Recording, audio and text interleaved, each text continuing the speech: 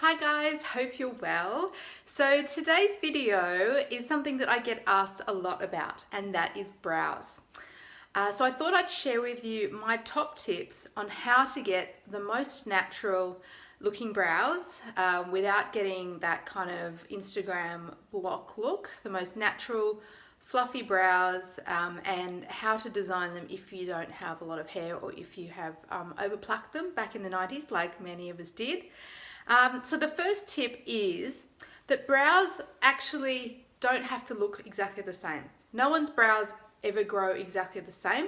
One side will always grow in one direction and the other one will grow in a slightly different direction, and that is okay. So something that someone said to me is that brows are actually sisters and not twins. Don't have to be exactly the same. So that's point number one. Point number two is a pencil like this with a little brush on the end called a spoolie is your friend. So what you want to do is to brush through the brows first. See where you've got any gaps. If you just have a few gaps and you can just fill those in, that's all you need to do. You just need to make sure that the color of the pencil matches your brow or is slightly lighter than the color of the brow hairs. Now, if the hair on your head is slightly darker than the brows and you're doing a more intense look, you can go for a stronger brow. But for an everyday look, generally, most people suit a kind of taupey brown just as a soft, natural fill it in, but don't be obvious that you filled it in kind of look. So you want to brush through those brows, find any gaps and just fill them in.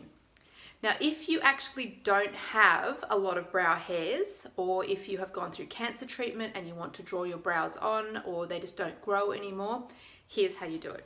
So you need to map out exactly where you're going, because if you just draw a line, it's not going to look natural and you may end up with too much of an arch or it might end up too flat. Now, a flat shape generally is the most flattering and youthful shape. So you don't want to go too high in the arch. No McDonald's arches. We just want to have a nice brow body and then a tail that tapers off. What you're going to do is hold up your pencil beside your nose. Now, this is an approximate for most people. It's not necessarily the fit for everyone, and it depends on how wide set your eyes are, but you want to hold that pencil up beside your nose. Now, the point where the pencil touches your brow bone is where your brow should begin. And you can see that, give or take, my brow starts, the first hairs start roughly there. Maybe I could go in a little bit further and add a few more hairs. Now, the next point you want to hit is the arch. Now, the arch is found by taking the pencil from the corner of your nose across your pupil in the center of your eye to your brow bone, and where it hits the brow bone, that's where your arch should be. And the tail, the end of the brow, should finish approximately, if you go across the corner, from the corner of your nose across the corner of your eye to the end of the brow with the pencil, it should finish approximately there. And you can see that my brows essentially do that. Now, the way to then join them up is to create soft, feathery strokes, little tiny lines that imitate the effect of hairs. That's going to get you the most natural look. Rather than drawing in a rectangle and then kind of filling it in, that will give you a very heavy, blocky looking brow.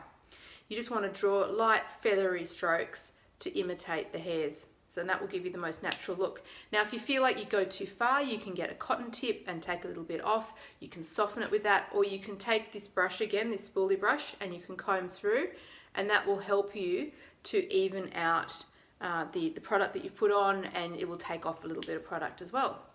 So those guys are my top tips for brows. If you want to know more or you'd be interested in doing a lesson with me, please do get in contact. Send me a DM, a comment or an email, and I'll get back to you straight away. Have a great day, guys. Bye.